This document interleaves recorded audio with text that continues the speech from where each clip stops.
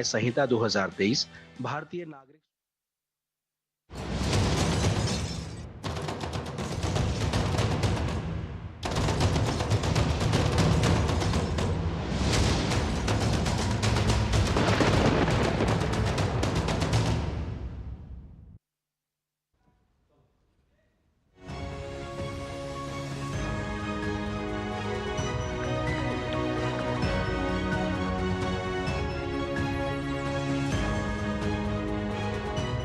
नमस्कार, बड़ी खबर पर बड़ी और सार्थक बहस के साथ हम लेकर हाजिर है 5 की पंचायत। मैं हूं आपके साथ रीमा पराशर। लोकसभा और राज्यसभा यानी संसद में राष्ट्रपति के अभिभाषण पर चर्चा चल रही है और आज राज्यसभा में कांग्रेस के अध्यक्ष और वहां पर नेता विपक्ष मल्लिकार्जुन खड़गे ने अपनी तरफ से चर्चा में भाग लिया, लेकिन जो चर्चा में रहा वो था राहुल गांधी का आज का बयान, जो उन्होंने लोकसभा में बतौर नेता विपक्ष पहली बार आज उनका ये बयान रहा, जिसमें कि राष्ट्रपति के अभिभाषण में चर्चा के दौरान उन्होंने एक लंबा चौड़ा आज वक्तव्य दिया।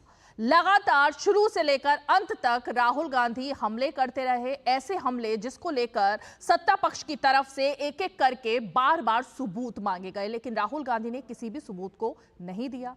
एक हम कहेंगे नियम है और लगातार नियमों के हिसाब से, संविधान के हिसाब से ही सब कुछ चलता है देश में।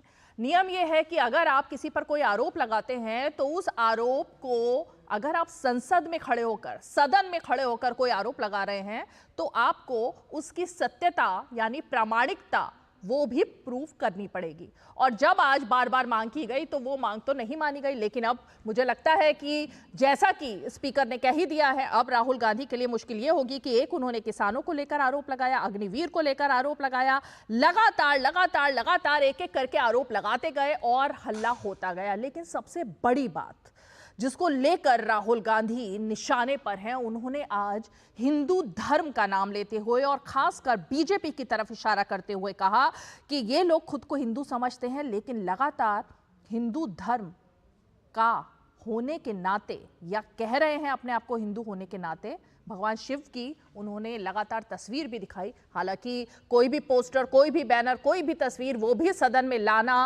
नहीं लाया जा सकता है नियम के मुताबिक, लेकिन मना करने के बावजूद राहुल गांधी लगातार तस्वीरें दिखा रहे थे।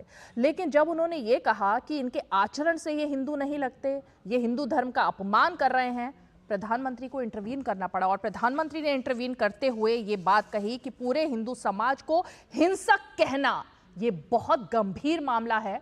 लगातार राहुल गांधी माफी मांगो इसको लेकर नारे लगते रहे, लेकिन राहुल गांधी चुप नहीं हुए, बोलते रहे।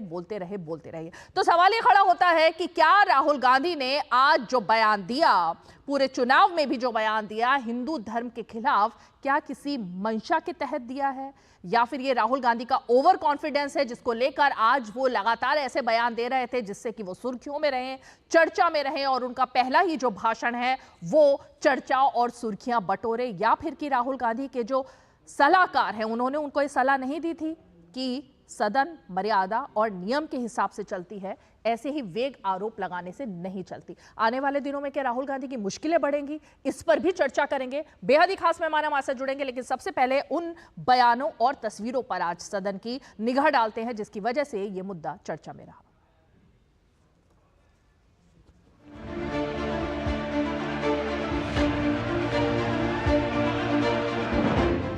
और जो लोग अपने आप को हिंदू कहते हैं वो 24 घंटा हिंसा, नफरत, असत्य।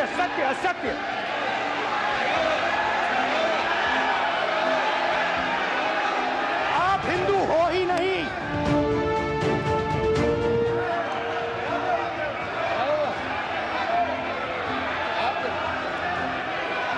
Just get me that picture of Shiva. Inside. Hindu धर्म में साफ लिखा है, सत्य के साथ खड़ा होना चाहिए। सत्य। ये विषय बहुत गंभीर है। पूरे हिंदू समाज को हिंसक कहना ये गंभीर विषय है। इस्लाम में अभय मुद्रा, इस पर इस्लाम के विद्वानों का मत एक बार वो ले ले। गुरु नानक साहब की अभय मुद्रा पर SGPC का मत वो ले ले। और मान्यवर, अभय की बात तो इनको करने का कोई अधिकार नहीं है। आपातकाल में पूरे देश को इन्होंने भयभीत करा, लाखों लोगों को जेल में डाला। और आतंक, वैचारिक आतंक अगर कभी था, वैचारिक आतंक कभी था तो आपातकाल के वक्त था। और मान्यवर, दिल्ली में दिन दहाड़े हजारों सिख भाइयों का कत्लेआम उनके शासन में हुआ। आज वो भाई की बात कर रहे हैं। अग्निवीर शहीद हुआ, लैंडमाइन ब्लास्ट में शहीद हुआ। मैं उसे शहीद कह रहा हूं, मगर हिंदुस्तान की सरकार उसे शहीद नहीं कहती। नरेंद्र मोदी उसे शहीद नहीं कहते हैं। नरेंद्र मोदी उसे अग्निवीर कहते हैं। युद्ध के दौरान अथवा सीमाओं की सुरक्षा के दौरान यदि हमारा कोई अग्निवीर का जवान शहीद होता है तो उसके 1 करोड़ रुपए की धनराशि सहायता के रूप में उसके परिवार को मुहैया कराई जाती है। इस प्रकार की गलत बयानी से सभी को गुमराह करने की कोशिश नहीं की जानी चाहिए संसद में। किसानों ने सिर्फ ये कहा कि अगर 16 लाख करोड़ रुपए अरबपतियों का कर्जा माफ हो सकता है तो हमारा भी थोड़ा सा कर दीजिए। किसान ने यह कहा कि हर प्रोडक्ट के लिए सही प्राइस मिलती है, हमें भी MSP दे दीजिए। और आप लोगों ने कहा किसान का कर्जा माफ नहीं होगा और MSP नहीं मिलेगी। ये गलत बयानी कर रहे हैं, ये सदन को गुमराह कर रहे हैं, गलत बयानी कर रहे हैं। आज भी MSP पर खरीद जारी है और अभी लीगल गारंटी, फसलों के MSP के लीगल गारंटी। मैं इस बात को आसन से कह रहा हूं कि मेरी संस्कृति और संस्कार यही है कि बड़ों का झुककर और आवश्यक हो तो पैर छूकर सम्मान करो और बराबर जो उम्र से छोटे हैं उनसे बराबर का व्यवहार करो। स्पीकर सर, ये हमारी संस्कृति संस्कार है और मैं इस संस्कृति संस्कार की पालन करता हूं। लोकतंत्र ने और संविधान ने मुझे सिखाया है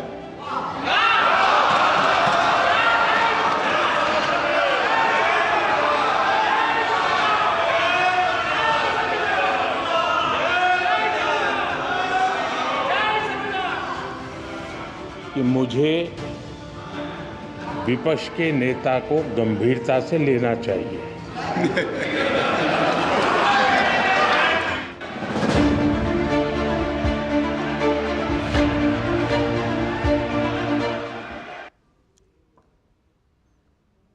तो आखिर वो कौन से बयान थे जिसको लेकर राहुल गांधी आज चर्चा में रहे? लेकिन सबसे अहम बात यह है कि हिंदू धर्म और भगवान शिव का नाम लेकर लगातार उन्होंने जिस तरीके की बातें कही उस पर इतिहास तो याद दिलाना ही पड़ेगा। और आज याद दिलाया भी गया कि जब वो गुरु नानक की बात करते हैं तो 1984 में क्या हुआ था ये उनको याद दिलाया गया।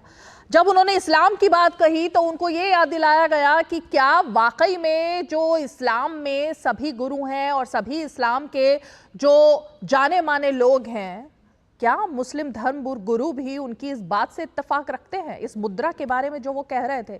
तो ये तमाम ऐसी बातें थी जो हमें लगता है कि सुर्खियां बटोरने के लिए तो ठीक है, लेकिन क्या तथ्यों के आधार पर भी उनको परखा जा सकता है? इसी पर जरा चर्चा करते हैं। बेहद ही खास मेहमान हमारे साथ जुड़ गए। मैं परिचय अपने खास मेहमानों को आपसे करा देती हूं।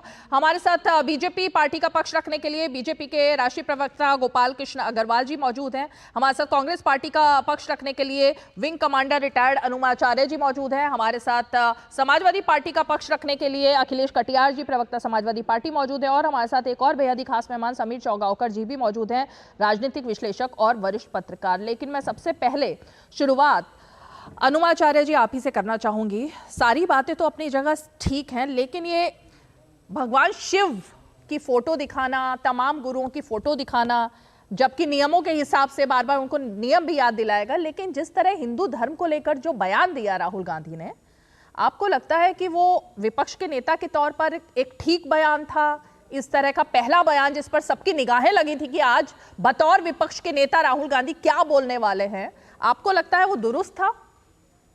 नमस्कार रीमा जी, आपने राहुल गांधी जी का पूरा बयान सुना या नहीं सुना मुझे नहीं मालूम, क्योंकि राहुल जी ने कहा कि शिव जी के पास जो त्रिशूल है वो बाएं हाथ की तरफ है, यानी कि वो आक्रामक नहीं है।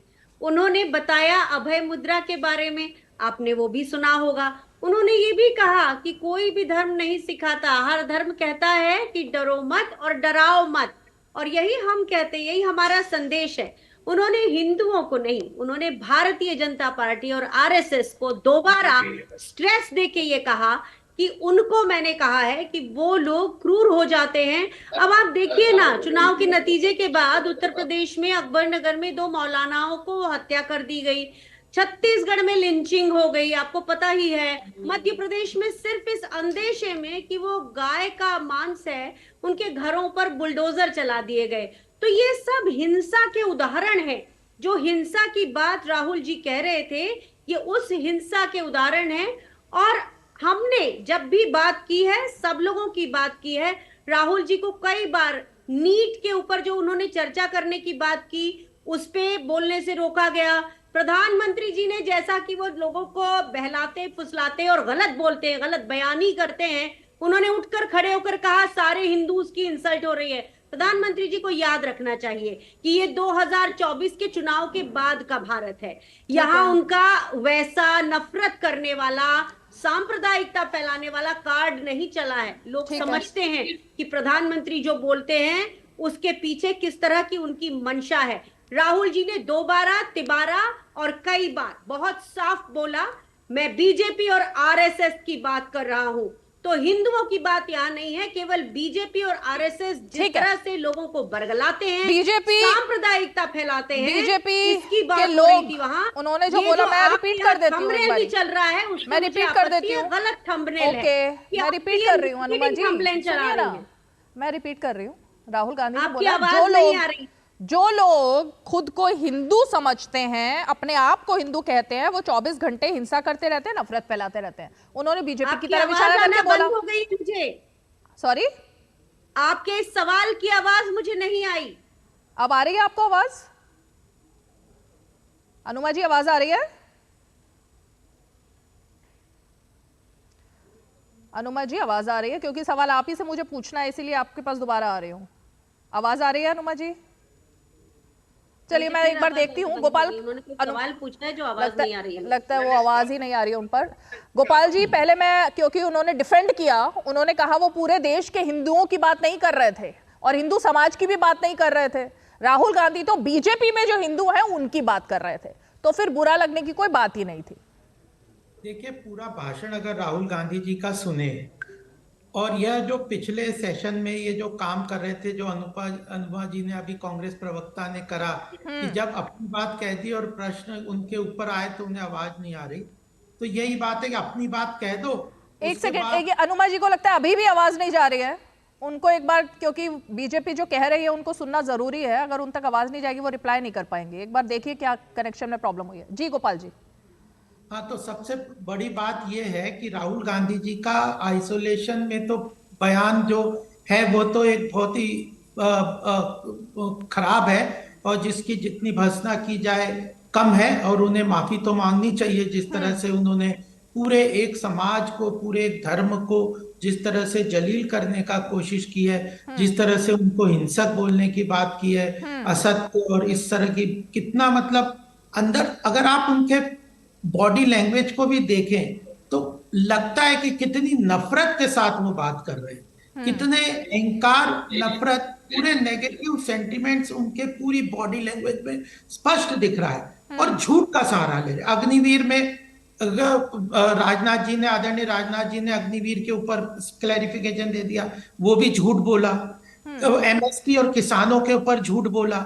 उसके बाद जिस तरह से अमित शाह जी ने उनसे पूछा कि जो अभय मुद्रा, अपने आप ही धर्म के जो सिंबल्स हैं उसको, राहुल गांधी कौन होते हैं अलग अलग सिख धर्म के सिंबल्स को वो कर रहे हैं, इस्लाम धर्म के सिंबल्स को वो डिफाइन कर रहे हैं, शिव जी कहाँ पे त्रिशूल रखते हैं उसको। अरे आपके पास क्या अधिकार है इन चीजों पे बात करने का? और इन बातों के ऊपर आप सदन में बात कर रहे हैं। सदन इतना सीरियस प्लेटफॉर्म है जहां पे आपको देखिए 2-3 बातें रीमा जी बहुत स्पष्ट रूप से हमें समझनी चाहिए। देश में प्रजातांत्रिक मूल्यों का दुरुपयोग करने का काम जिस तरह राहुल गांधी कर रहे हैं, संसद जैसे गरिमापूर्ण सदन के ऊपर झूठ बोलना, उसके बाद उसके ऊपर कोई अपना, उस झूठ के ऊपर कोई अपना, जो भी आपने स्टेटमेंट दिए, ये एक्सपेक्टेड है, आप लीडर ऑफ अपोजिशन की कॉन्स्टिट्यूशनल पोस्ट पे हैं कि आप जो भी बोले पूरी रिस्पॉन्सिबिलिटी और अथॉरिटी से बोले, आपके पास उसका प्रूफ होना चाहिए ना। अब वही नहीं, झूठ बोल रहे हैं। ठीक है, मैं गोपाल जी झूठ पर और सच पर तो अभी हम आते हैं, लेकिन क्योंकि जिससे मैंने शुरुआत की थी, मैं एक बार फिर से उसी बात पर आती हूँ जो हिंदू धर्म की बात उन्होंने राहुल गांधी ने की। अनुमा जी को फ्रेम में लेकर आइए। अनुमा जी, आप तक आवाज आ रही होगी, आई होप। अब अनुमा जी मैं ये कहना नहीं, एक सेकंड, मेरा सवाल तो सुन लीजिए आपने, क्योंकि काफी बताया राहुल गांधी के बारे में। मेरा सवाल आपसे यही था कि राहुल गांधी ने जो बात बोली, उन्होंने ये कहा कि जो लोग अपने आप को हिंदू समझते हैं, उन्होंने बीजेपी की तरफ इशारा किया और कहा कि वो 24 घंटे हिंसा करते हैं, नफरत फैलाते हैं। मैं सिर्फ ये जानना चाहती हूँ कि ममता बनर्जी हिंदू है या नहीं है? आप उनको क्या समझती हैं कि वो हिंदू है, हिंदू धर्म से, या नहीं है? मुझे कई बार ना आपके सवाल नहीं समझ में आते। अब ममता बनर्जी, सीधा सवाल है, ममता बनर्जी हिंदू धर्म से आती है या नहीं, खुद को हिंदू समझती है या नहीं, ये सवाल है, सीधा सवाल है। तो वो ममता बनर्जी से पूछिएगा। आपकी अलाइंग है ना। राहुल गांधी ने आज कहा कि वो जो भी कुछ बोल रहे हैं वो अकेले राहुल गांधी नहीं बोल रहा है, बल्कि पूरे विपक्ष के नेता के नाते वो बोल रहे हैं। तो पूरे विपक्ष में ममता बनर्जी की पार्टी भी आती है, तृणमूल कांग्रेस, और महुआ मोइत्रा ने भी कहा कि राहुल हमारे नेता है। तो अब जिनके नेता है वो, उनकी एक नेत्री, अगर मैं ममता बनर्जी के बारे में कुछ पूछ रही हूँ तो आपको बताना चाहिए, ममता बनर्जी हिंदू धर्म से आती है या नहीं? आज पता नहीं बीच बीच में आपकी आवाज कट रही है, लेकिन आपको मेरी आवाज अगर सुनाई दे रही हो तो मैं आपसे जब आपको सवाल ही नहीं सुनाई देगा तो आपकी आवाज मेरे पास आ भी जाए तो कोई फर्क नहीं पड़ता। अनुमा जी, मुझे सवाल का जवाब चाहिए, आपकी अकेली की आवाज नहीं चाहिए। आपके लगातार जो थंबनेल हैं वो मिसलीडिंग थंबनेल चल रहे हैं प्रोग्राम पे, मैं इस पर आपत्ति दर्ज करती हूँ। राहुल जी ने बार बार उसे दोहराया, वो इस बारे में बात नहीं कर रहे थे। ऐसे नहीं होगा कि आप अकेले बोलती रहेंगी, आपको सवाल अगर सुनाई नहीं दे रहा तो पहले मैं सिस्टम ठीक करवाती हूं। अकेले आप ही की आवाज आती रही है, मैं दोबारा कहना चाहती हूँ, मुझे नहीं मालूम आप अपनी तरफ से कुछ भी बोल रहे हो। जैसे मेरा सवाल आया, आप कहें कि कुछ समझ नहीं आ रहा, वो नहीं हो सकता ना। सुनाई नहीं दे रहा है, देखिए आ रही है, मुझे लगता है फोन करना पड़ेगा आपके बंदों को। हाँ, पहले अपना सिस्टम ठीक करवा लीजिए, फिर आती हूँ मैं आपके पास। अखिलेश जी, मैं आप ही के पास आना चाहती हूँ, क्योंकि राहुल गांधी ने बार बार धर्म की बात कही, उन्होंने अयोध्या का नाम लिया और आप ही के सांसद का नाम भी लिया, उनके साथ हैंडशेक भी किया उन्होंने हाउस में। तो क्योंकि वो अब सभी पूरे विपक्ष के नेता के तौर पर बोल रहे थे और आपकी पार्टी के नेता के तौर पर भी वो बोल रहे थे, मैं आपसे जानना चाहती हूँ, पश्चिम बंगाल में 24 घंटे के अंदर लगातार एक वीडियो कई बार वायरल हो रहा है, एक तालिबानी वीडियो, तालिबानी पनिशमेंट, सब कुछ वहां तालिबानी चल रहा है। क्या उसको लेकर अखिलेश यादव, राहुल गांधी, किसी ने आवाज उठाई कि किस धर्म के साथ वो हो रहा है, या सिर्फ हिंदू धर्म पर सवाल खड़े करने होते हैं? अखिलेश जी। रीमा जी, मैं बीजेपी के प्रवक्ता का भी बयान सुना है मैंने, और आपके यहाँ जो स्क्रीन पे जो लाइनें दिख रही हैं, राहुल गांधी जी का मैं आपसे निवेदन करता हूं कि पूरा बयान दिखाएं। राहुल गांधी जी ने कहीं पे भी ये नहीं कहा, उन्होंने कहा कि जो भाजपा के लोग हैं वो नफरती काम करते हैं, हिंदू धर्म ऐसा नहीं है। तो मेरी आपसे गुजारिश है, वो उन्होंने क्लैरिफाई किया अखिलेश जी, जब बीजेपी ने हल्ला बोला उस मुद्दे पर, माफी मांगने को कहा, तब उन्होंने क्लैरिफाई किया। रीमा जी, मैं पूरा भाषण सुन रहा था, मैं भी सुन रही थी, सब सुन रहे थे। हमारा जो अपोजिशन एक है, दूसरा जो कह रहे हैं कि राहुल गांधी मुश्किल में आ गए। रीमा जी, एक्चुअल में क्या है कि भाजपा मुश्किल में है इस समय, तो उन्हें राहुल गांधी मुश्किल में दिख रहे हैं। झूठ बोलने की जो आदत है, 10 साल में पूरे देश ने देखा है कि झूठ किसने बोला है।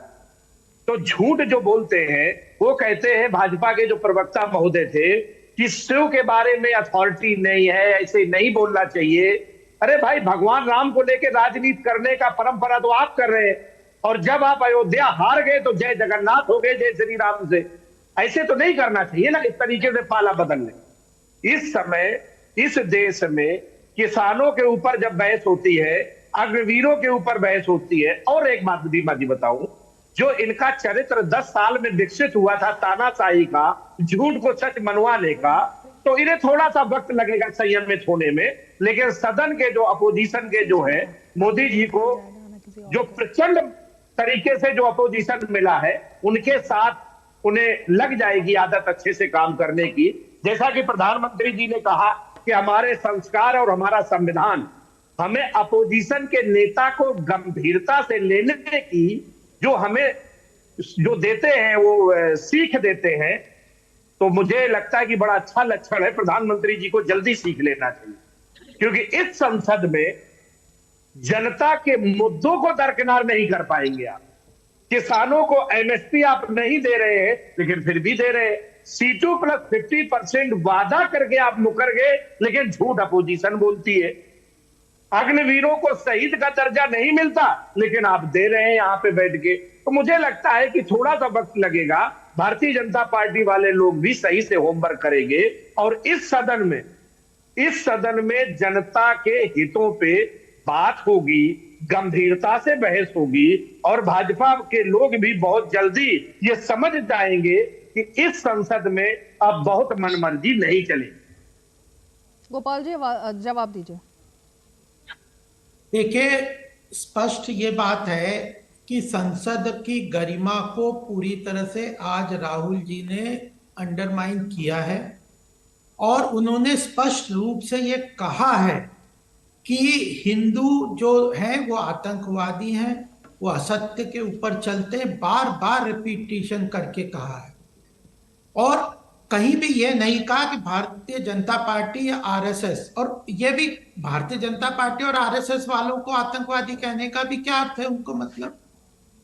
तो बात यह है कि जो राहुल गांधी जी ने सदन के पटल पे बात की है वह स्पष्ट रूप से हिंदू धर्म के खिलाफ की है। उन्होंने धर्म को बीच संसद में ला के उनके ऊपर उनके सिंबल्स को अपने मन मुताबिक उनका इंटरप्रिटेशन करने का प्रयास किया है जिसका उनको कोई अधिकार संवैधानिक या किसी भी तरह से नहीं है। और भी सब बातों को, पूरे भाषण को अगर आप उनके पूरे भाषण को देखेंगे तो अपने आप में वो स्पष्ट रूप से संसद की गरिमा को अंडरमाइन करते हुए उस प्रजातांत्रिक जो इंस्टीट्यूशन है उसका दुरुपयोग करते हुए केवल स्पीकिंग टू द गैलरी जिसको कहते हैं कि एक मौका मिला है उसमें अपने आप को कुछ भी अनर्गल बातें कह जाओ जिसका कोई प्रूफ देने की बात नहीं। अब ये सीधी बात है कि वो गुरु नानक जी का चित्र लेके आए, शिव जी का चित्र लेके आए और चित्र वहां पे दिखा रहे थे जो कि सदन में नियम के अनुसार दिखाना अलाउड नहीं है।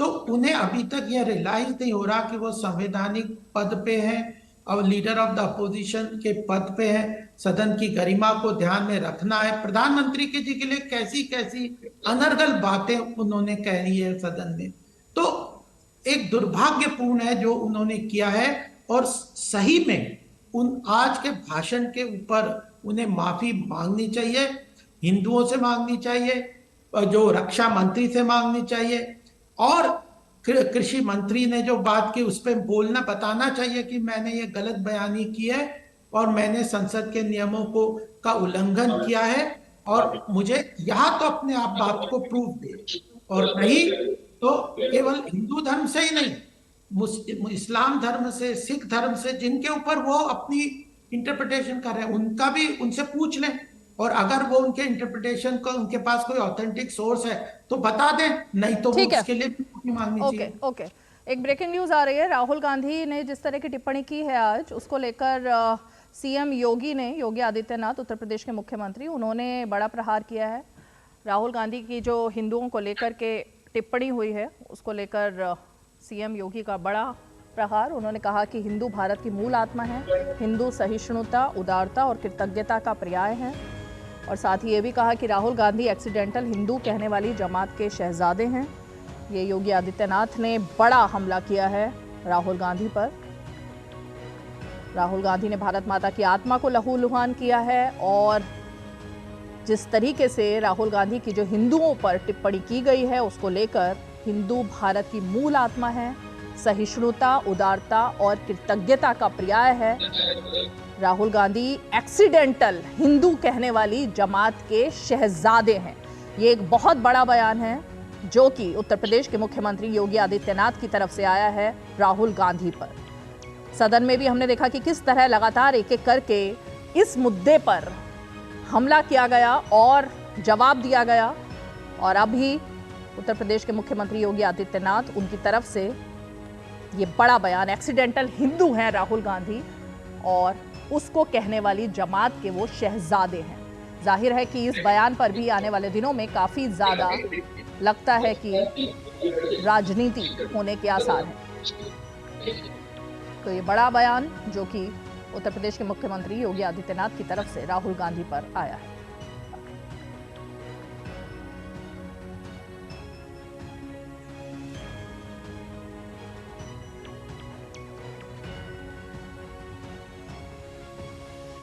तो ये बड़ा बयान जो कि योगी आदित्यनाथ की तरफ से आया है। एक छोटा सा ब्रेक लेते हैं, ब्रेक के फौरन बाद लौटेंगे और अपने मेहमानों का रुख करेंगे। आप देखते रहिए 5 की पंचायत।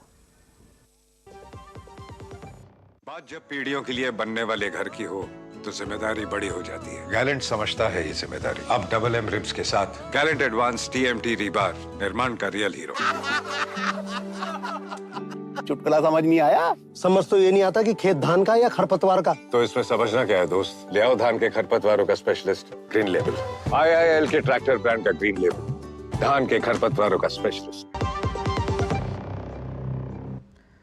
तो DD न्यूज पर आप देख रहे हैं 5 की पंचायत। और जरा अब कांग्रेस पार्टी का एक बार फिर से रुख करें, लेकिन उससे पहले मैं जरा समीर जी का रुख करना चाहूंगी, क्योंकि समीर चौगावकर जी, आपने संसद की समीर जी जिस तरह से संसद में आज जो हुआ, पहला भाषण राहुल गांधी का, और पहले ही भाषण में उन्होंने जिस तरीके की बातें कही, मैं नीतियों, लगता है समीर जी का फ्रेम चला गया, मैं दोबारा से उनके पास आऊंगी। अनुमा जी आपको जवाब दे रही थी, पहले आप जवाब दीजिए।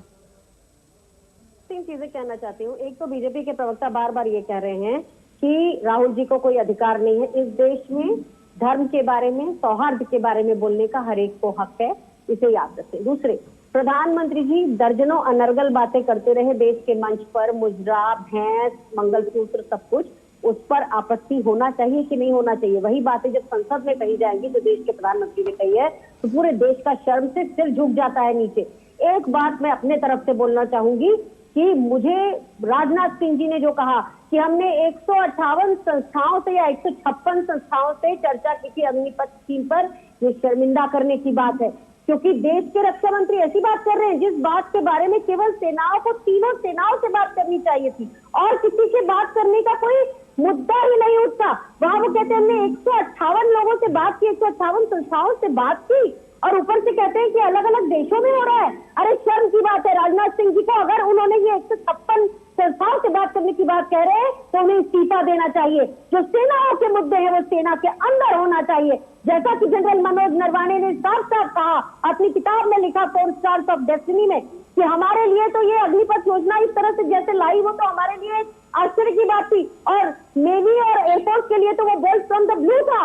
तो राजनाथ सिंह जी ने आज जो संसद में बोला है, अगर वो सच है तो उन्हें जिम्मेदारी लेते हुए इस्तीफा देना चाहिए। किन संस्थाओं से आप बात कर रहे थे? देश की सेनाओं की बात आप बाहर की संस्थाओं से करेंगे, ये शर्म की बात है। ये मैं कहना चाहती हूँ और मैं जोर देकर कहना चाहती हूँ। और दूसरी बात यह है कि बात अभय मुद्रा पर हो रही थी, आपके इसमें बार बार आ रहा है थंबनेल में, मैं दोबारा आपत्ति करूंगी कि राहुल गांधी जी का नफरती बयान, और वो कह रहे हैं हिंदू नफरती है। बिल्कुल ऐसा नहीं कहा उन्होंने। आप ये थंबनेल हटवाइए। मैं आपत्ति दर्ज करती हूँ आपके चैनल से, क्योंकि आपका चैनल एक राष्ट्रीय चैनल है और आपसे उम्मीद करती हूँ कि इतनी निष्पक्षता दिखाएंगे कि इस तरह के जो थंबनेल हैं वो ना बनवाए। आप प्रोग्राम का जो धारा है खुद मत तय करिए। प्रोग्राम जिस तरफ जा रहा है, चर्चा से जो निष्कर्ष निकलेगा वो निकलने दीजिए, लेकिन आपके थंबनेल्स जो है वो एक तरफा झुके हुए हैं और इस पर मैं सख्त आपत्ति दर्ज करती हूँ। अनुमा जी आपकी आपत्ति दर्ज कर ली गई है, लेकिन आपकी आपत्ति का इसलिए कोई तथ्य नहीं है, क्योंकि देश जो है वो संसद से चलता है और संसद जो कानून बनाती है उसके हिसाब से चलता है। शो में जो क्रक्स निकलेगा उसके हिसाब से हेडलाइन तय नहीं होती है, बल्कि संसद में जो दिखाई दिया और उसके बाद अब देश में जो राजनीति होगी उसके हिसाब से चलता है देश में। अगर राहुल गांधी ने हिंदू धर्म को लेकर ये सब बोला है तो वो चलेगा। मैंने इसीलिए, अब आपको शायद आवाज आ रही है, तो मेरा सवाल सुन लीजिए आप। मैंने आपसे सवाल पूछा था कि ममता बनर्जी हिंदू धर्म से आती हैं, हिंदू अपने आप को मानती हैं या नहीं मानती हैं? राहुल जी ने पीछे मुड़ के कहा था यहाँ जितने भी बैठे हैं विपक्ष में सारे लोग हिंदू हैं, उन्होंने पूरे ऑपोजिशन। तो यही मेरा सवाल है कि पश्चिम बंगाल में जिस तरह से हो रहा है, 24 घंटे पहले, आप भी महिला हैं और आप काफी जागरूक महिला हैं, आपने वो वीडियो देखा होगा कि एक महिला की किस तरीके से हंटर से पिटाई लगातार सड़क पर लिटा लिटा कर की जा रही है। वो तालिबानी जिस तरह से सजा दी जा रही है, उसको लेकर जिस तरह से पश्चिम बंगाल में सरकार डिफेंड करने में लगी है तृणमूल कांग्रेस के गुर्गों को, क्या उसको लेकर आप लोगों ने आवाज उठाई? या वो किसी भी धर्म के नहीं है, किसी भी जाति के नहीं है और वो देश का हिस्सा ही नहीं है? क्या उस पर सवाल उठाया सदन में? हमारी पार्टी बहुत साफ तरीके से केवल अहिंसा की पक्षधर है। अगर सजा भी है तो वो कानूनी तरीके से दी जाएगी। और यहाँ आपसे एक और आपत्ति दर्ज कराऊंगी, उस पर एक शब्द राहुल गांधी ने आज क्यों नहीं बोला? मैं ये जानना चाहती हूँ पश्चिम बंगाल की हरकतों पर, वहां जो हिंसा चल रही है और जिस तरह की हिंसा चल रही है, कोई पुलिस नहीं कर रही है, कोई कानून ने कोई आदेश नहीं दिया, लेकिन एक इंसान जो तृणमूल कांग्रेस का कार्यकर्ता है वो लगातार तालिबानी हमले कर रहा है और एक महिला की पिटाई कर रहा है, सड़क पर बेइज्जत कर रहा है उसको लेकर क्यों नहीं एक शब्द भी निकला है? निकलेगा, क्या बात करती हैं आप? कब निकलेगा? बीजेपी सुनिए, पूरे सोशल मीडिया पर पूरे देश में हाहाकार है उसको लेकर, लेकिन आपसे मैंने एक शब्द नहीं सुना आपकी पार्टी से। रीमा पराशर, आप डिबेट को डिरेल करने के लिए अनुमा आचार्य जी, आपने डिबेट को डिरेल किया हम पर हमला बोलकर कि हमारी हेडलाइन गलत चल रही है, इसलिए आप अगर हमला गलत बोलेंगी तो आपको जवाब भी वैसा ही मिलेगा। और मैंने बिल्कुल सिंपल सवाल पूछा है कि क्या देश में कहीं पर महिला के साथ इस तरह का अपमान होगा तो इंडिया अलायंस चुप बैठेगा? क्यों बैठेगा? इसका जवाब दीजिए। इंडिया अलायंस हमेशा बोलेगा और हमेशा अन्याय के एक बयान नहीं सुना मैंने, ये याद रखिएगा। अरे आपके बहुत से बयान नहीं सुने पिछले 1 घंटे में, आपके न्यूज चैनल में एक बयान नहीं सुना, ना तो सोशल मीडिया पर सुना, ना ही चैनल पर सुना, ना ही संसद में सुना, ना ही उस महिला के साथ खड़े होकर किसी ने धरना दिया अभी तक इंडिया अलायंस ने। पिछले 1 घंटे में मैंने आपके भी मुंह से नहीं सुना। आप सुन रही हो, आप अभी पूछ रही है। आपके लिए पश्चिम बंगाल की महिलाओं की इज्जत को इज्जत नहीं है, इसका मतलब? अधीर रंजन चौधरी जो आवाज उठाते थे वो तो अब हार गए, इसका मतलब कांग्रेस में पश्चिम बंगाल की अब कोई इज्जत नहीं बची, इसका मतलब ये है?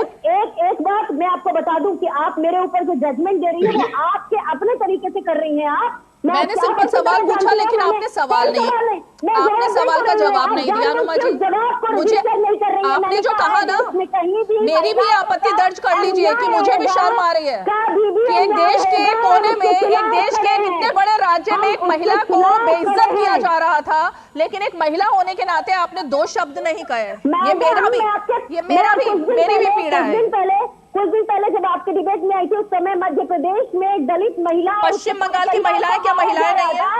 मैं वही कह रही हूँ, सब जगह की महिलाएं हैं। ये आप कर रही है, क्यों कुछ नहीं बोल रही आप उनके फेवर में? बीजेपी के प्रवक्ता क्यों ममता बनर्जी और उनकी पार्टी के लोगों से आपने एक शब्द नहीं कहा?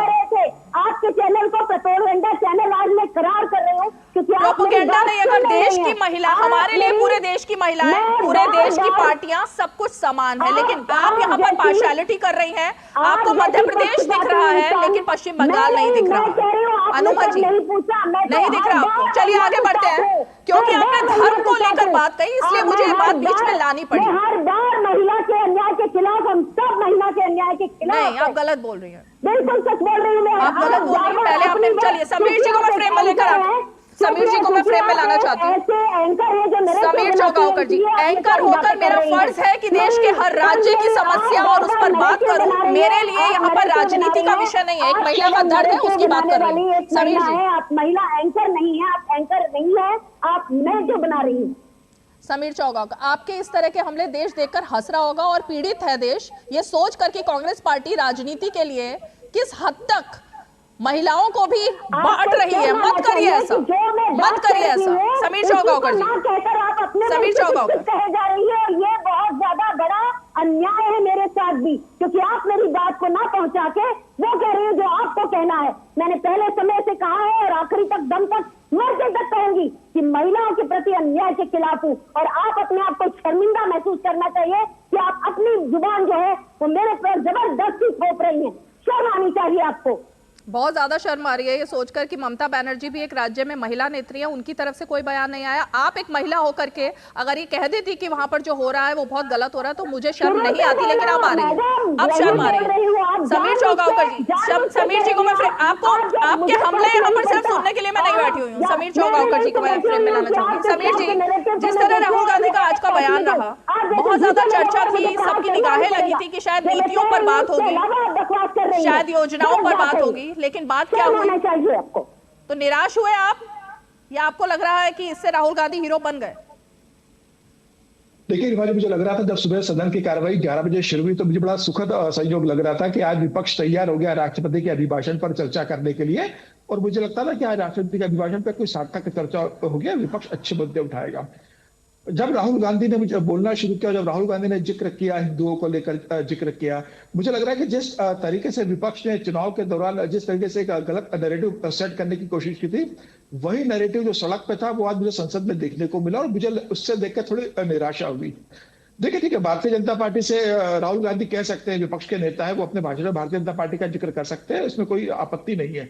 लेकिन मुझे लगता है कि देखिए, आप राज्यसभा के अंदर कांग्रेस के जो राष्ट्रीय अध्यक्ष मल्लिकार्जुन खड़गे, जो राज्यसभा में नेता भी है पार्टी के, विपक्ष के नेता भी है, वहां पर वह राष्ट्रीय स्वयं संघ के बारे में आज एक आपत्तिजनक बातों का जिक्र करते हैं कि सभी संस्थाओं में राष्ट्रीय स्वयं संघ के लोग बैठ गए हैं। लोकसभा में विपक्ष नेता राहुल गांधी आज संघ को राष्ट्रीय स्वयं संघ के बारे में कहते हैं कि वह हिंसा सिखाता है। मुझे लग रहा है कि राहुल गांधी को संघ को समझना चाहिए, मल्लिकार्जुन खड़गे को भी संघ को समझना चाहिए।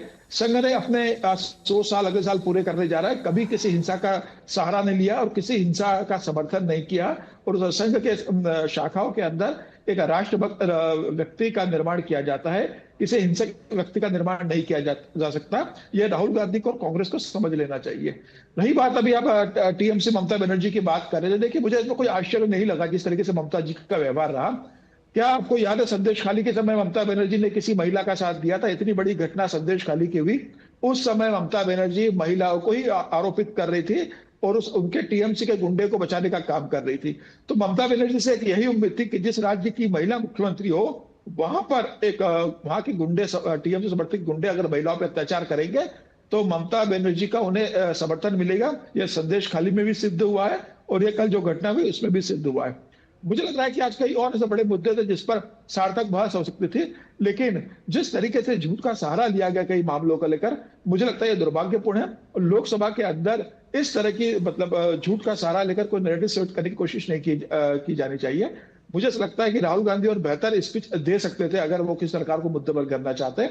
राहुल गांधी आज शायद तैयारी कर आए थे कि आज मुझे हिंदुओं को कटघरे में करना है और हिंदू समाज के लिए इन शब्दों का इस्तेमाल करना है। राहुल गांधी को इन सबसे बचना चाहिए था।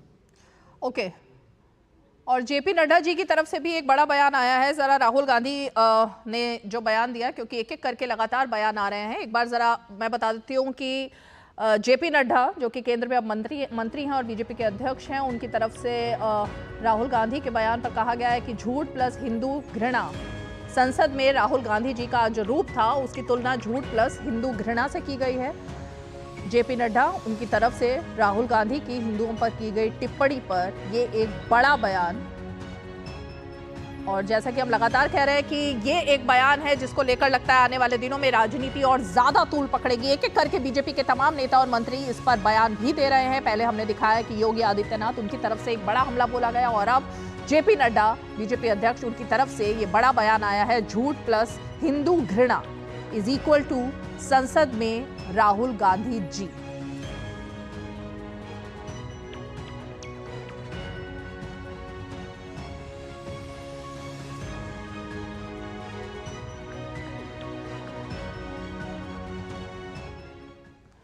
तो ये वो बयान राहुल गांधी का जो हमने सुना है, जिसको लेकर हम ये चर्चा कर रहे हैं। एक बार मैं जरा गोपाल जी आपका रुख करना चाहूंगी, क्योंकि अनुमा चाह रहे हैं जो बात कह रही हैं, एक बार जरा मैं आप ही से रिएक्शन चाहूंगी इस पर।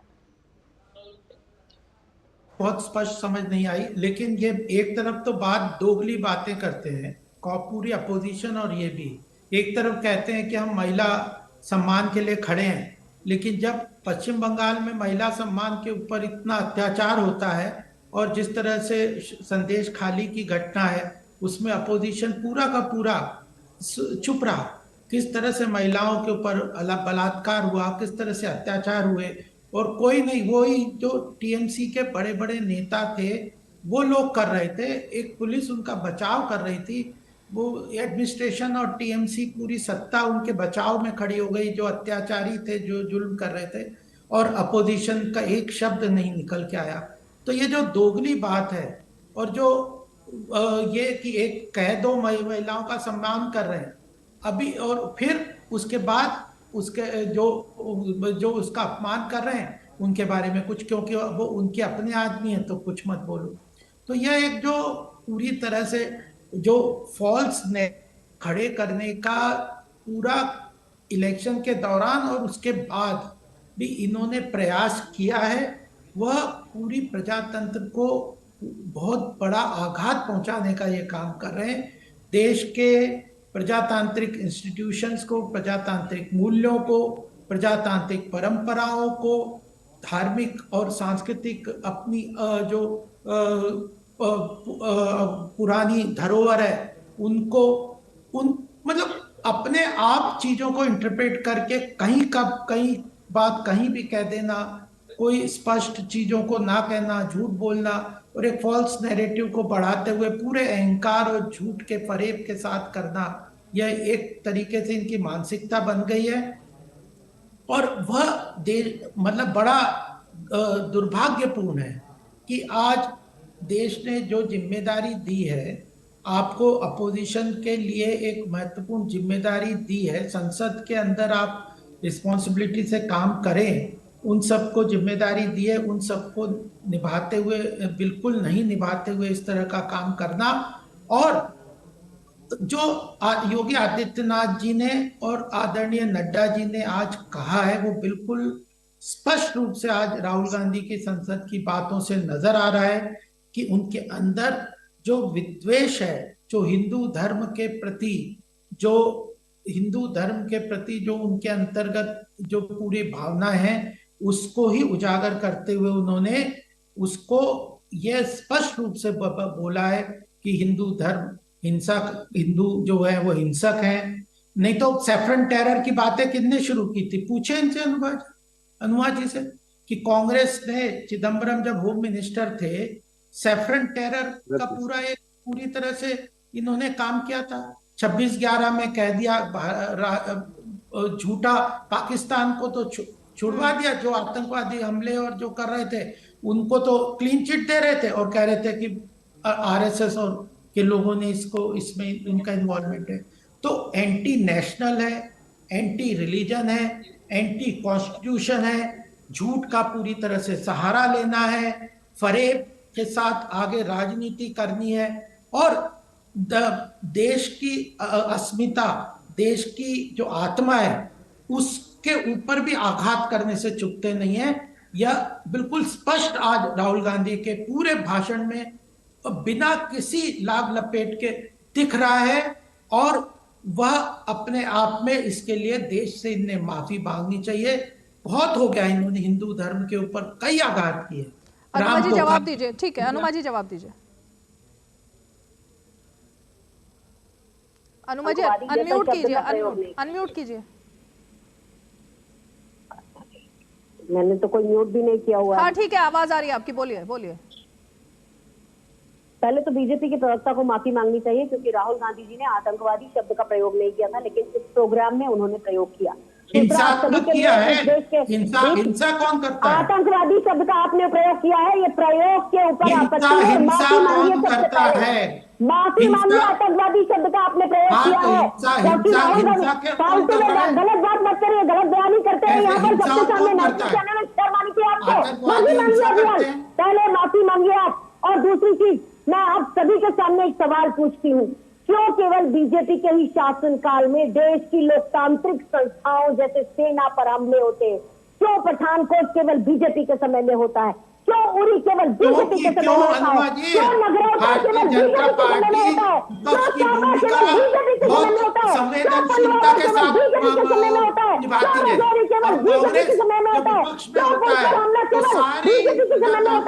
और कांग्रेस जब विपक्ष में होता है तो सारी हमारे देश की सुरक्षा की कोई चिंता नहीं यही फर्क है। जब भारतीय जनता पार्टी सत्ता में होती है तो अपोजिशन खासकर स्वतंत्रता की लड़ाई लड़ी है और न ही आप लोगों को इस बात का कोई इल्म है कि देश को बर्बाद कर रहे हैं। आप इस देश की नई पीढ़ी को बर्बाद कर रहे हैं, आप इस देश की हर पीढ़ी को बर्बाद कर रहे हैं, आप इस देश की महिलाओं के आगे जो भी संभावना है उनको खत्म कर रहे हैं। पूरी तरह से प्रजातांत्रिक के ऊपर चलते हुए वो संसद की गरिमा और सारे इंस्टीट्यूशंस को, चाहे वो इलेक्शन कमीशन हो, चाहे आप लोगों को गुमराह कर रहे हैं। आप ये समझ लीजिए कि जो मैंडेट दिया है देश की जनता ने, वो मैंडेट आपके खिलाफ है, क्योंकि सारी ईडी सीबीआई करने के बावजूद भी जनता आप लोगों के इन तरीके को समझ चुकी है।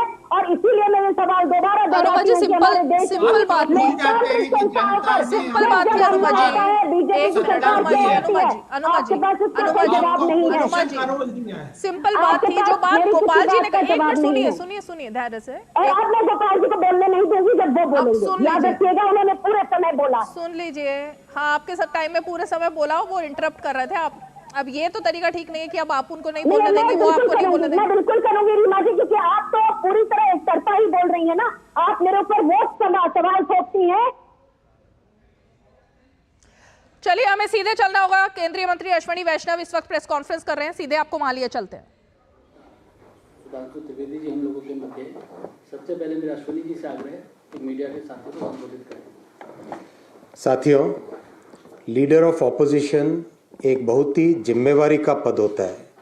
हमारी संसदीय व्यवस्था में लीडर ऑफ ऑपोजिशन ऐसे गरिमापूर्ण तरीके से करने वाले स्वर्गीय वाजपेयी जी, श्री आडवाणी जी, स्वर्गीय सुषमा जी, ऐसे लोग रहे।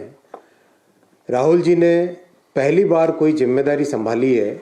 हमेशा ज़िंदगी में पावर एंजॉय करना लेकिन जिम्मेदारी नहीं रखना, लेकिन पहली बार जिम्मेदारी संभालने के बावजूद आज उन्होंने अति गैर जिम्मेवाराना स्टेटमेंट्स दिए हैं, जिसकी आपके सामने मैं स्पष्ट तथ्यों के साथ रखना चाहता हूँ। राहुल जी ने कहा कि अग्निवीर में शहीदों को कोई कंपेंसेशन नहीं दिया जाता। इससे बड़ा झूठ कोई नहीं हो सकता। आज माननीय रक्षा मंत्री जी ने सदन में ही स्पष्ट, जब उनका भाषण चल रहा था राहुल जी का, उसी दौरान स्पष्ट किया कि अग्निवीर में शहीदों को 1 करोड़ रुपए से 1 करोड़ रुपए का कंपेंसेशन मिलता है। केस स्टडीज़ हैं, अगर राहुल जी अपने तथ्यों को देखें तभी जाके वो इस तरह की बात करें। ऐसा नहीं कि कांग्रेस ने पहली बार सेना पे सवाल नहीं उठाए। कांग्रेस ने हमेशा सेना पर इस तरह के सवाल उठाए हैं और देश को भ्रमित करने का प्रयास किया है। साथियों, दूसरा, आज राहुल जी ने एक संवैधानिक पद, माननीय अध्यक्ष जी के पद को जिस गैर जिम्मेवाराना तरीके से कमेंट किया, अति शोचनीय, अति दुखद है वो। और ये भी पहली बार नहीं है। याद कीजिए आप जब प्रेस क्लब में अपनी खुद की सरकार का ऑर्डिनेंस श्री राहुल गांधी ने फाड़ा था। याद कीजिए यूपीए सरकार का समय, जब जो संवैधानिक व्यवस्था है प्रधानमंत्री जी की, उसको एक गैर संवैधानिक व्यवस्था नेशनल एडवाइजरी काउंसिल एनएसी के नाम से श्रीमती सोनिया गांधी जी उसको चलाती थी। इस तरह से कांग्रेस का एक तरीके से ये हमेशा से चरित्र रहा है कि संवैधानिक व्यवस्थाओं को कमजोर करे। अगर थोड़ा और पीछे जाएं तो स्वर्गीय इंदिरा जी के समय की बात भी अगर हम करें, संवैधानिक व्यवस्थाओं को उन्होंने हमेशा कमज़ोर किया। कमिटेड जुडिशरी की बात की। एक तरीके से जितनी संवैधानिक व्यवस्थाएं थी, चाहे पार्लियामेंट हो, जुडिशरी हो, ब्यूरोक्रेसी हो, सबको उन्होंने कमज़ोर किया। अब जो भारतीय संस्कृति के अनुसार जो व्यवहार होता है, उसको राहुल जी कहाँ से समझेंगे? उनको संस्कृति के बारे में जानकारी ही क्या है। आज उन्होंने एक संवैधानिक पद का बहुत बड़ा अपमान किया है। साथियों, तीसरी जो बहुत भ्रामक बात कहने की कोशिश की श्री राहुल गांधी ने, अयोध्या में कॉम्पेंसेशन की बात। अयोध्या में कॉम्पेंसेशन के बारे में ऑलरेडी प्रदेश सरकार ने, प्रशासन ने क्लियर आंकड़े दिए हैं जो आप सबके सामने हैं। 1253 करोड़ रुपए का कंपेंसेशन जहां जहां करीब 4215 शॉपकीपर्स जो अफेक्ट हुए उनको दिए जा चुके हैं। इसके अलावा भी रीलोकेशन किया गया है। शॉप्स को वापस किस तरह से ठीक किया जाए उसमें भी प्रशासन ने और जन भागीदारी के साथ काम किया है। मैं जो सबसे चिंताजनक विषय है, जो सबसे गंभीर विषय है, अब उस पर आता हूं। आज राहुल गांधी ने संपूर्ण हिंदू समाज को हिंसक बताया है, असत्यवादी बताया है, घोर अपमान किया है हिंदू समाज का। और ये पहली बार नहीं है, ये कांग्रेस की पुरानी पद्धति है। 2010 में तत्कालीन गृह मंत्री श्री पी चिदम्बरम ने हिंदुओं को आतंकवादी कहा था। 2013 में तत्कालीन गृह मंत्री, पूर्व गृह मंत्री सुशील शिंदे जी ने हिंदुओं को फिर से आतंकवादी कहा था। 2021 में राहुल जी ने कहा था हिंदुत्ववादियों को देश से बाहर निकाल देना चाहिए। और आज संपूर्ण हिंदू समाज को हिंसक कहा, असत्यवादी कहा। ये राजनीति की एक ऐसी परिस्थिति श्री राहुल गांधी ने आज लीडर ऑफ ऑपोजिशन के पद की गरिमा को इतना नीचा किया है, इतना कमजोर किया है और राजनीति को एक ऐसे लेवल पे लेके गए हैं जो कि निंदनीय है। संपूर्ण देश श्री राहुल गांधी के इस बयान से दुखी है और इस बयान की जितनी निंदा की जाए उतनी कम है। हिंदुओं को हिंसक बताना, हिंदुओं को असत्यवादी बताना, पार्लियामेंट के डिबेट के दौरान ईश्वर के चित्रों को सामने रखना, राजनीति को उससे जोड़ना, एक ऐसा लेवल डिबेट का ये किसी भी तरीके से एलओपी को शोभा नहीं देता।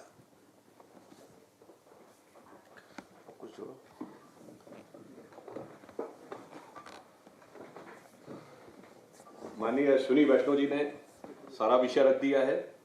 मैं इसमें सिर्फ 2 पॉइंट ऐड करना चाहता हूं।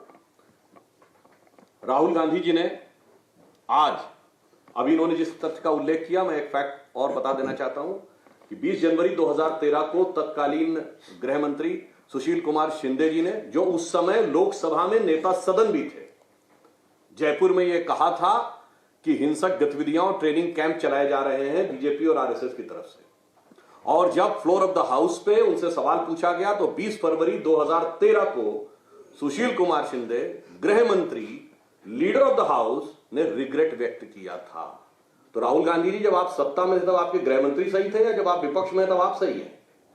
मुझे लगता है सुशील शिंदे जी से सीखते हुए कम से कम राहुल गांधी जी को रिग्रेट कर देना चाहिए, क्योंकि जब आप गवर्नमेंट में थे, होम मिनिस्ट्री आपके पास थी, आपके पास सारी चीजें थी, तब आप गलत हुए। तो इसका मतलब आज आप सिर्फ हिंदू समाज का अपमान नहीं कर रहे, अपनी सरकार को झूठा सिद्ध कर रहे हैं, तत्कालीन सरकार को। दूसरा पॉइंट मैं ये कहना चाहता हूं कि राहुल गांधी जी ने जो बोला है यह कांग्रेस की फितरत बन चुकी है। उन्होंने संपूर्ण हिंदू समाज को हिंसक कहा। कांग्रेस के कर्नाटक के कार्यकारी अध्यक्ष, जो इस समय पीडब्ल्यूडी मिनिस्टर हैं, सतीश जारकीहोली, हिंदू शब्द को गंदा बोल चुके हैं। इनकी न्याय यात्रा में, इनकी वो भारत जोड़ो यात्रा में एक ऐसे सज्जन इनके साथ आए थे, जॉर्ज पुनिया, जिन्होंने कहा था कि भारत की धरती को इतना पवित्र मानता हूं कि मैं जूते इसलिए पहनता हूं कि उस पर टच ना हो जाए। और ये वो पार्टी है जिनके की गठबंधन सहयोगियों ने इरेडिकेशन ऑफ सनातन धर्म कॉन्फ्रेंस की, यानी हिंदू धर्म का समूल नाश, और हिंदू धर्म को कोरोना वायरस कहा। तो राहुल गांधी जी जो बोल रहे हैं ये एक सोची समझी जहनियत की तरह बोल रहे हैं। दूसरा पॉइंट मैं ये कहना चाहता हूं, आज उन्होंने बहुत, जैसा कि आदरणीय अश्विनी जी ने कहा कि भगवानों की फोटो लेके आने की बात करते हैं, तो पहले तो मैं कहना चाहूंगा उन्होंने अभय मुद्रा बताते बताते इस्लाम में भी अभय मुद्रा बता दी। इस्लाम में कोई चित्र नहीं होता है तो उनको अभय मुद्रा कहां से दिख गई? ये राहुल गांधी जी को कौन सी दिव्य दृष्टि है जिसमें, और मैं उलेमाओ इकराम से भी पूछना चाहता हूं कि राहुल गांधी को इल्म हुआ है या कोई फजल हुआ है ऊपर से कि उन्हें अभय मुद्रा दिख गई है? और दूसरा, वो भगवान शंकर के चित्र को दिखा रहे थे जो हमारे हिसाब से बहुत आपत्तिजनक तरीका था, जिसपे लोकसभा अध्यक्ष ने भी कहा कि जिनको हम लोग पूजते हैं, गुरु नानक देव, भगवान शंकर, उनकी आप ऐसे फोटोएं करके ऐसे नहीं रख सकते। और ये शिव जी की फोटो दिखा रहे थे और कहते हैं कि हम हिंदू धर्म की शक्ति से लड़ेंगे, जबकि शिव और शक्ति असंप्रक्त हैं। रामचरितमानस में लिखा है, अजह अनादि शक्ति अविनाशी सदा शंभु अर्धांग निवासी। अनादि रूप से शिव शक्ति साथ। और एक मैं टेक्निकल पॉइंट कर रहा हूं, राहुल गांधी ने बहुत धर्मों का उल्लेख किया, पर राहुल गांधी ने शपथ तो ईश्वर के नाम की नहीं ली। यह सोलमली अफर्म, ये उनका अधिकार है, हम कोई आपत्ति नहीं कर रहे। परंतु यदि आप ईश्वर के नाम की शपथ नहीं ले रहे हैं, इसका मतलब ईश्वर में निष्ठा नहीं रख रहे हैं और फिर ईश्वर के चित्र दिखा रहे हैं। और मैं ये भी आप लोगों के सुलभ संज्ञान को बता दूं कि 2014 में राहुल गांधी ने शपथ ईश्वर के नाम की ली और हिंदी में ली थी। 2014 से 24 में क्या बदल गया कि ईश्वर के नाम की शपथ से सोलमली अफर्म पे आ गए और फिर सदन के पटल पर ईश्वर के चित्र दिखाने लगे। और तब देख तेरे संसार की हालत क्या हो गई, भगवान कितना बदल गया ईमान। तो इसलिए हम सिर्फ यह कहना चाहते हैं कि गंभीरता के साथ, जैसा आदरणीय अश्विनी जी ने कहा, परिपक्वता के साथ आचरण करें। अभी नए नए एलओपी बने हैं, उत्साह ज्यादा है, उच्छृंखलता ज्यादा है, तो मुझे लगता है गंभीर और परिपक्वता से विचार करें तो ज्यादा बेहतर होगा। और सदन भी अपेक्षा करता है कि यदि उनकी संख्या बढ़ के आई है तो उत्तरदायित्व भी बढ़ के आया है और उसके अनुरूप उन्हें आचरण करना चाहिए। और यह भारतीय जनता पार्टी के लोगों से सीखना चाहिए, जैसा अटल जी ने, अडवाणी जी ने, सुषमा जी ने, राज्यसभा में जसवंत सिंह जी और अरुण जेटली जी ने प्रस्तुत किया था, उसके अनुसार।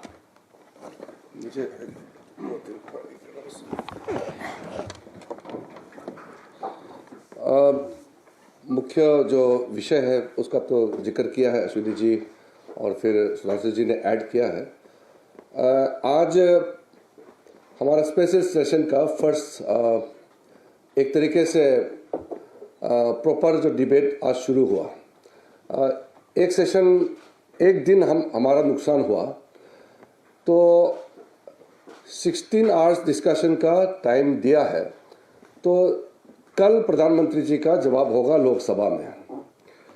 मैं सिर्फ इसलिए आपको एक विषय रखना चाहता हूं आपके सामने में। हमने 2004 से श्री राहुल गांधी जी को देखा है, तो कोई पद में नहीं थे तो उसका व्यवहार भी बहुत हल्कापन और नाटकीय मजाक ऐसे चलते थे। और कभी कभी स्पीकर अचानक से 3 बजे राहुल का भाषण होगा, ना वो मंत्री है ना पार्टी का अध्यक्ष ना कुछ नहीं, ऐसे वहां पे उसको मौका देता था, हम लोग देखते थे ये सब। आज लेकिन क्योंकि वो लीडर ऑफ अपोजिशन हो गए हैं और संवैधानिक पद पर है, तो हम लोग उम्मीद कर रहे थे कि वो थोड़ा मैच्योरिटी से बिहेवियर में, उनके आचरण में कुछ सकारात्मक बदलाव होगा, ये हम उम्मीद कर रहे थे। आज जब लीडर ऑफ अपोजिशन नाते से उन्होंने जब अपना बात रखने शुरू किया, तो प्रधानमंत्री जी जैसे हमेशा करते हैं, एलओपी का भाषण में प्रधानमंत्री जी मौजूद रहते हैं, उसमें एक level of debate, level of discussion होते हैं, संसद के गरिमा होते हैं।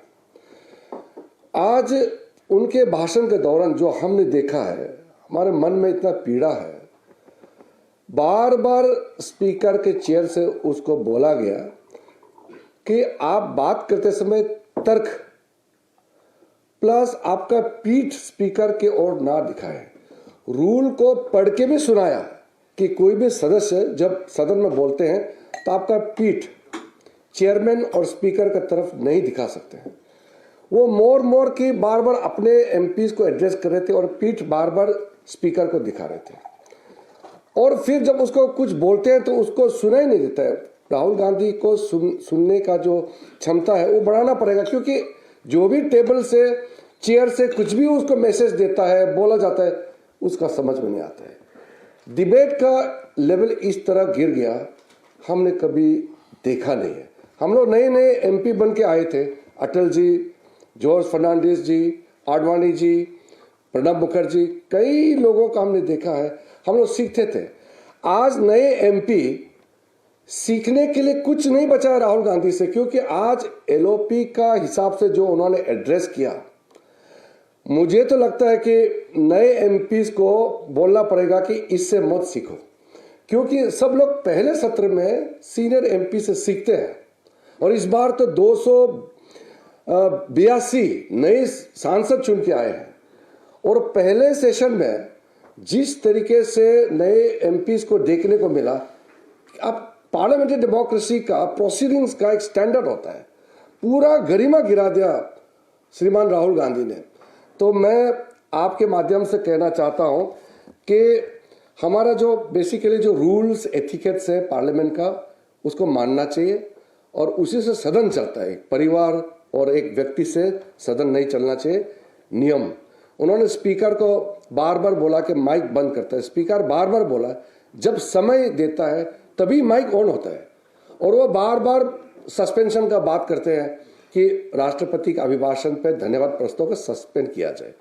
इसी लास्ट पॉइंट से मैं आपको कहना चाहता हूं कि संसदीय इतिहास में ये एक स्टैंडर्ड प्रैक्टिस है कि जब राष्ट्रपति संसद के दोनों सदनों को ज्वाइंट एड्रेस करते हैं तो उसका तुरंत बाद धन्यवाद प्रस्ताव पे चर्चा होते हैं।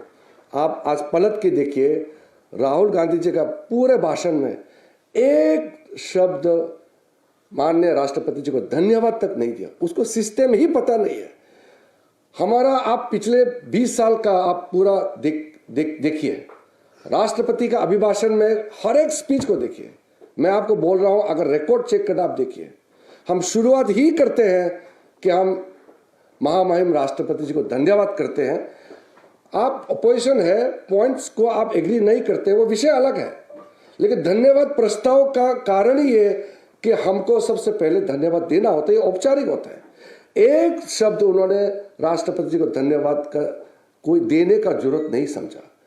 मुझे बहुत खेद है कि ऐसा हमारा पार्लियामेंट्री सिस्टम को इतना नीचे गिराया है राहुल गांधी जी ने। लेकिन कांग्रेस में कुछ वरिष्ठ नेता है, मैं अभी भी अपील करता हूं, उसको थोड़ा ज्ञान वरदान करना चाहिए, राहुल गांधी को समझाना चाहिए कि ऐसा करके भारत के महान संसद का गरिमा को नीचे ना गिराए। धन्यवाद। एक लाइन में और जोड़ना चाहता हूं, आज राज्यसभा में भी नेता प्रतिपक्ष खड़गे जी ने कुछ बातें कही थी आपत्तिजनक, जिसपे राष्ट्रीय अध्यक्ष नड्डा जी ने, जो नेता सदन है, उन्होंने इस पे आपत्ति की और खड़गे जी ने रिग्रेट कर दिया। तो राहुल गांधी जी को भी उससे सीखना चाहिए, रिग्रेट करना चाहिए। Also there are many statements that Rahul Gandhi made which Treasury benches said they were not factually right. Will you verify those statements? How will the proceedings go? Because already our Ashwini Vaishnav ji has already mentioned about some of the points. What we have requested, Honorable Speaker, from the floor of the House is that all those unverified statements made by Rahul Gandhi, we have challenged instantly. So we have made a request to Honorable Speaker to pass a direction that if we have made a unverified statement, then we are ready to take a corrective course. But if the leader of opposition has made or he has lied on the floor of the House, then he has to face the rules and regulations of the House. So we have made a request to Honorable Speaker. He had already assured on the floor of the House that he will pass a necessary and appropriate direction on that regard. Kiran ji इसी से जुड़ा मेरा सवाल है। गृह मंत्री जी ने भी वहां कहा सदन के अंदर कि राहुल गांधी के पूरे भाषण का सत्यापन होना चाहिए। हाँ। दरअसल ये सत्यापन की प्रक्रिया क्या है और ये है क्या, बेसिकली कैसे सत्यापन? देखिए, ये बहुत सिंपल सा रूल है, वहां अलग अलग रूल है, मैं अभी लंबा कोट नहीं करना चाहता हूं। आप जब कोई बात रखता है, स्पेशली आप जब कोई एलिगेशन देता है, तो आप उसको वहां पे सदन पर आपको सब्सटेंटिएट करना पड़ता है, ऑथेंटिकेशन प्रोसेस होता है। तो उसके लिए चेयर से कहा गया कि he has to authenticate whatever he has said. और हमने भी मांग किया है, क्योंकि उन्होंने गंभीर आरोप लगाया जो अश्विनी जी ने ऑलरेडी आपको बताया पॉइंट्स। तो तर्क के बिना उन्होंने बात रखी है और हमने मांग किया है कि कार्रवाई होना चाहिए। और हम अभी उम्मीद करते हैं कि स्पीकर जो आश्वासन दिया है लोकसभा के सदन में वो जरूर कार्रवाई करेंगे। सर ऑथेंटिकेट नहीं करते हैं तो क्या कार्रवाई? नहीं करते हैं तो उसको माफी मांगना पड़ेगा सदन में सबसे पहले, फिर देश को। आप गुमराह करके, लीडर ऑफ अपोजिशन है, झूठ बोलने का पद नहीं है, आप झूठ नहीं बोल सकते हैं सदन में और देश को गुमराह नहीं कर सकते हैं। सर क्या इसमें अगर असत्य पाई जाती है इनकी बातें जो कही, क्या इसमें निलंबन का भी प्रावधान है? मैं उसके लिए किस गंभीर रूप से उसका कार्रवाई होगा वो मैं अभी नहीं कह सकता, क्योंकि वो स्पीकर तय करेंगे। लेकिन कार्रवाई करने के लिए हमारा अनुरोध है। देखिए, संसद एक ऐसा इंस्टीट्यूशन है और एलओपी एक ऐसा इंस्टीट्यूशन है जिसकी एक कॉन्स्टिट्यूशनल व्यवस्था है। उस व्यवस्था में जो भी व्यक्ति बोले उसकी एक जिम्मेदारी होती है कि वो सारे फैक्ट्स को प्रॉपरली स्टडी करके सही चीज़ को रखे, क्योंकि देश के सामने जो विषय जाता है उस विषय के पीछे तथ्य क्या है वो जानकारी उनकी होनी चाहिए। इसलिए ये सत्यापन करने का हमारा उनको ये कहना, आज हमने जो मांग की है हाउस में वो सही मांग की है और हम अध्यक्ष जी ने उसका सपोर्ट भी किया। Sir, Piyush from India Today. Despite Rajnath Singh rejecting the claims which were being made by Rahul Gandhi continued to say that okay, government will have its own view. I have my own views on Agniveer, but Agniveers know the reality. What kind of argument was that? देखो, बहुत ही स्पष्ट एक दिखाई दे रहा था, चाहे एक कोई भी विषय आप ले लो, कहीं पर भी श्रीमान राहुल गांधी ने कोई सॉल्यूशन नहीं दिया, कहीं पर भी कोई कंस्ट्रक्टिव जो ऑपोजिशन का रोल होता है वो नहीं किया।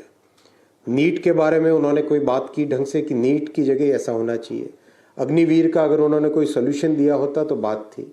वो दलित की बात कर रहे थे, तमिलनाडु में दलित एक लिकर ट्रेजेडी में 53 दलित या 54 दलित उनका देहांत हुआ, उसके बारे में उन्होंने कोई बात की। समाज की जो प्रॉब्लम्स को ऑपोजिशन के लीडर के हिसाब से उनको रखना चाहिए, एक सॉल्यूशन के आधार पे, एक कंस्ट्रक्टिव वे में, ऐसा उन्होंने किया क्या? नहीं, उन्होंने केवल एक फ्रिवलस वे में ऐसे स्टेटमेंट्स दिए जिन स्टेटमेंट्स की सत्य, उसके पीछे तथ्य क्या है उसकी भी उनको जानकारी नहीं। Sir, many of the opposition leaders backed Mr. Rahul Gandhi after he concluded his speech. They also stated that what is wrong in showcasing the pictures of different gods of different religions. What does the rule suggest? सवाल वो नहीं है। Showcase the picture of any god. नहीं, you are right. हमारा ये मानना है कि सदन नियम से चलता है, यही कहा है। बाहर में आप क्या कर रहे हैं हम उसको नहीं कह रहे हैं, सदन के अंदर में हम नियम से बंधे हुए हैं। अब जब नियम कहते हैं कि आप किसी भगवान का चित्र को वहां दर्शा के उसके इंसल्ट करने का, इन्फ्लुएंस करने का अधिकार नहीं है, ये तो रूल बुक में कहा गया है। और वो जिस तरीके से सुधांशु जी ने जैसे बताया, भगवान का चित्र को ऐसे उठाते फिर नीचे फेंक देते हैं टेबल में, इस तरह का जो वो बिहेवियर, जो आचरण था वो बहुत आपत्तिजनक था, ये प्रॉपर नहीं है। एक लाइन मैं ऐड करना चाहता हूं, जो लोग सिंगोल को ससम्मान स्थापित करने का विरोध इस आधार पे करते थे कि वो एक धर्म का प्रतीक है, वो चित्र के ऊपर इस ढंग से असम्मान तरीके से लाने पे पक्ष में, तो ये बहुत अनुचित है। सर एक सवाल है कि कांग्रेस का कहना है कि राहुल गांधी ने जो हिंदुओं के बारे में बोला है वो बीजेपी की तरफ उनका इशारा था, वो पूरे समाज की बात नहीं कर रहे, तो उसको कैसे देखते हैं? बीजेपी चार पांच उदाहरण हमने बता दिए हैं। बीजेपी ने कहा, उन्होंने हिंदू का, सुशील शिंदे और उस जमाने से लेके आज तक जब ये सत्ता में थे, ढेर सारे उदाहरण हैं। आज सिंपल है, स्टेटमेंट देख लीजिए तो मीडिया में है, उन्होंने बीजेपी ने कहा हिंदू सोच, उन्होंने इरेडिकेशन ऑफ सनातन धर्म कहा, इरेडिकेशन ऑफ बीजेपी नहीं कहा। Thank you. क्या चीज का? नहीं, उन्होंने हिंदू कहा। तो ये प्रेस कॉन्फ्रेंस आप लगातार बीजेपी की तरफ से देख रहे थे, जिसमें केंद्र में मंत्री अश्विनी वैष्णव प्रेस वार्ता कर रहे थे और साथ में सुधांशु त्रिवेदी जो कि राज्यसभा सांसद और पार्टी के वरिष्ठ नेता हैं, उनकी तरफ से बोला गया। और केंद्र में संसदीय कार्य मंत्री किरण रिजिजू भी इस प्रेस वार्ता में मौजूद थे। राहुल गांधी का जिस तरह का बयान रहा, उस सब को लेकर एक एक करके हमला बोला गया और प्रेस कॉन्फ्रेंस में सीधे तौर पर कहा गया कि क्या कांग्रेस नेता राहुल गांधी को समझाएंगे और खासकर हिंदू धर्म और सैनिकों के बारे में, यानी सेना का जिस तरह से अपमान किया गया है आज राहुल गांधी की तरफ से, उसके बारे में ये हमला और ये वार्ता बीजेपी की तरफ से आपने सुनी। चलिए 5 की पंचायत में आज इतना ही। हमारे सारे मेहमानों का आज बेहद ही शुक्रिया जो कि हमारे साथ 5 की पंचायत में जुड़े। कल फिर होगी मुलाकात, तब तक के लिए हमें दीजिए इजाजत। नमस्कार।